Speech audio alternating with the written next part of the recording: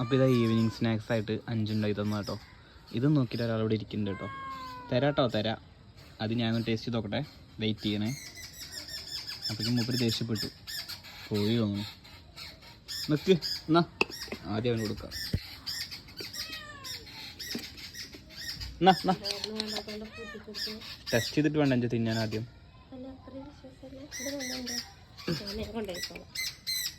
വേണ്ട അഞ്ച് എന്തിനാ ഭക്ഷണത്തിനോട് വെറുതെ. നല്ല ഇഷ്ടപ്പെടണമൊന്നും പറ്റിയിട്ടില്ല. അപ്പോൾ ഞാൻ ടേസ്റ്റ് ചെയ്തിട്ടോ.